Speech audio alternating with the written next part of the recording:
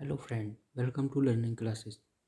आज हम आपके लिए लेकर आए हैं 29 दिसंबर के करंट अफेयर। तो चलिए शुरू करते हैं आज की मोटिवेशनल कोट से, जो कि है, सफ़र में मुसीबत आए तो हिम्मत बढ़ जाती है, कोई रास्ता रोके तो जुर्रत बढ़ जाती है, अगर बिकने का इरादा हो तो कम हो जाते हैं दाम अक्सर, ना बिकने की ठान ली हो तो कीमत बढ़ जाती है। इसी के साथ शुरू करते हैं आज का पहला करंट अफेयर, जो कि है, वह कौन सी दुनिया की पहली इंट्रानेजल कोविड-19 वैक्सीन है जिसे मंजूरी दी गई है? इसका आंसर होगा ऑप्शन बी, इनकोवैक। आइए देखते हैं इसके बारे में। भारत बायोटेक और अमेरिका स्थित वाशिंगटन विश्वविद्यालय द्वारा सह विकसित है। यह 18 वर्ष या उससे अधिक आयु वाले के लिए प्रतिबंधित आपातकालीन उपयोग के लिए नवंबर से प्राथमिक खुराक और एक विषम बूस्टर के लिए स्वीकृत है। कोवैक्सीन, जो एक सहायक के साथ इंजेक्ट किया गया एक निष्क्रिय कोरोना वायरस है, जबकि यह इनकोवैक एक परफ्यूजन स्टेबलाइज्ड स्पाइक प्रोटीन वाला एक एडिनोवायरस वेक्टर वैक्सीन है, जो कोविशील्ड वैक्सीन में नियोजित तकनीक की तरह है। इसके फायदे देखेंगे।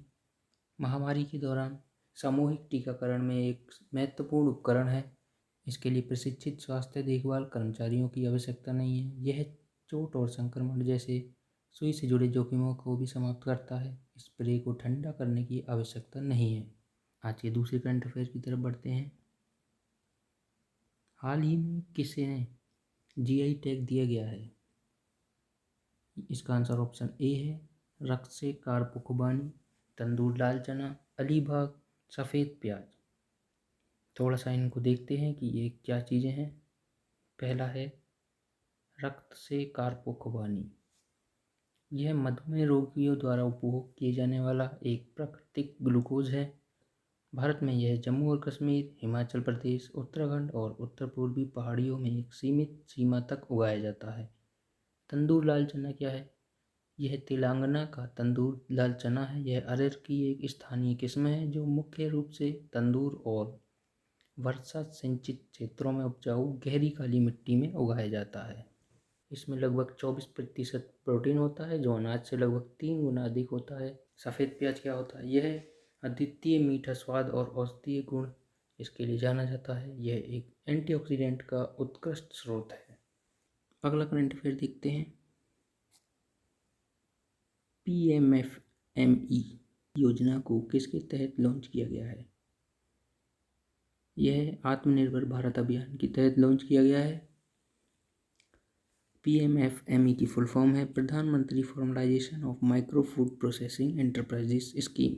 यह देश में सूक्ष्म खाद्य प्रसंस्करण इकाइयों को तकनीकी, वित्तीय और व्यावसायिक सहायता प्रदान करने के लिए वोकल फॉर लोकल अभियान के तहत शुरू करा गया है। सरकार इस योजना के तहत लगभग 2 लाख सूक्ष्म खाद्य प्रसंस्करण इकाई प्रत्यक्ष वित्तीय और तकनीकी सहायता प्रदान करेगी।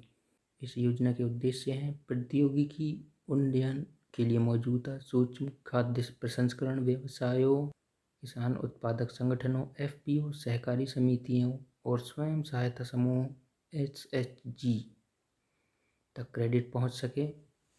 2 लाख मौजूदा सूक्ष्म खाद्य प्रसंस्करण इकाइयों को संगठित इकाइयों में बदलने के लिए सहायता। तीसरा है भंडारण, उष्मायन सुविधाओं और पैकेजिंग जैसे साझा सेवाओं तक पहुंचने में वृद्धि। चौथा है यह एक जिला एक उत्पाद दृष्टिकोण को अपनाया है। राज्य जिले के लिए एक खाद्य उत्पाद की पहचान और चयन करता है इसमें। अगला करंट अफेयर की तरफ देखते हैं। हाल ही में किसे IUCN ने खतरे के करीब बताया है? इसका आंसर है शहंशाह पेंगुइन और एम्परर पेंगुइन।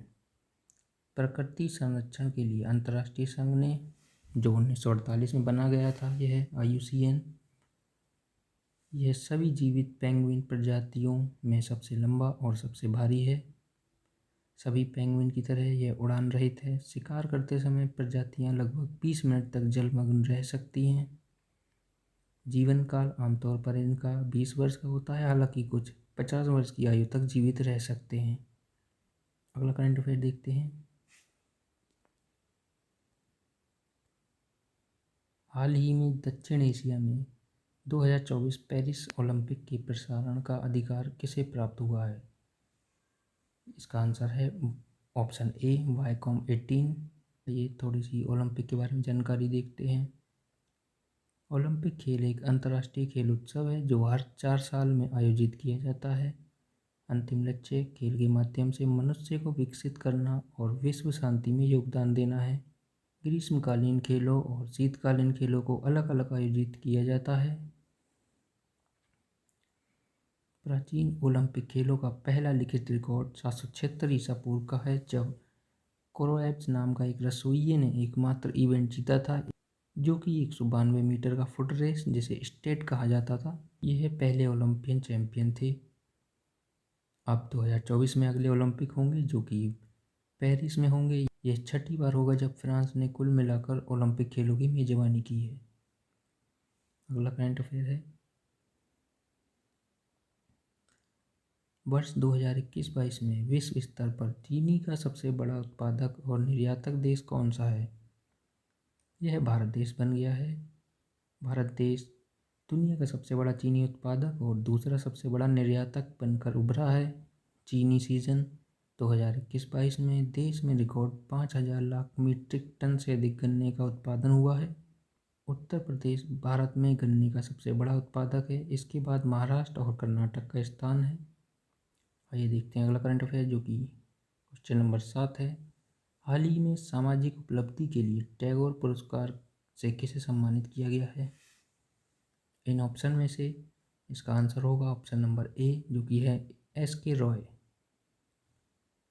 देखते हैं थोड़ा सा इस टैगोर पुरस्कार के बारे में। टैगोर पुरस्कार सांस्कृतिक सद्भाव के लिए नोबेल पुरस्कार विजेता रविंद्रनाथ टैगोर की 150वीं जयंती की स्मृति में दिए जाने वाला एक पुरस्कार है।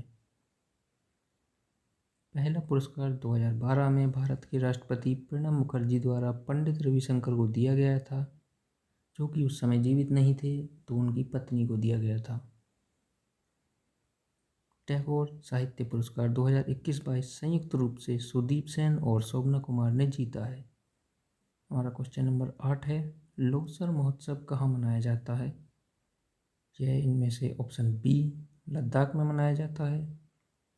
लोसर महोत्सव के बारे में देखते हैं। यह हर साल दिसंबर के महीने मनाया जाता है। लोसर में लोक नृत्य, संगीत प्रदर्शन, मैं तो या शाम का जुलूस और विभिन्न प्रकार के विशेष व्यंजन प्रमुख आकर्षण हैं इसके। क्वेश्चन नंबर 9 है, हाल ही में KIFF Kolkata international film festival में सर्वश्रेष्ठ फिल्म का पुरस्कार किसे मिला है? आंसर है option number C upon entry और the golden wings of watercocks. Kolkata अंतर्राष्ट्रीय फिल्म फेस्टिवल की शुरुआत 1995 में हुई थी। इस बार यह 28वां फिल्म महोत्सव था जो कि 2022 में मनाया गया। हमारा आज का 10वां क्वेश्चन है, हाल ही में किस देश ने नया ट्रांसजेंडर कानून पारित किया है? इसका answer option number A Spain है। स्पेन में नया ट्रांसजेंडर कानून पारित किया गया है जिससे 16 वर्ष से ऊपर के किसी भी व्यक्ति को कानूनी लिंग बदलने की अनुमति मिल सके। 12 या 13 वर्ष की आयु के नाबालिगों को परिवर्तन करने के लिए न्यायाधीश के प्राधिकरण की आवश्यकता होगी, जबकि 14 और 16 के बीच के लोगों को अपने माता पिता या कानूनी अभिभावकों के साथ रहना होगा। यह थे हमारे आज की करंट अफेयर। अगर आपको वीडियो अच्छी लगी हो तो चैनल को सब्सक्राइब करना ना भूलें। धन्यवाद।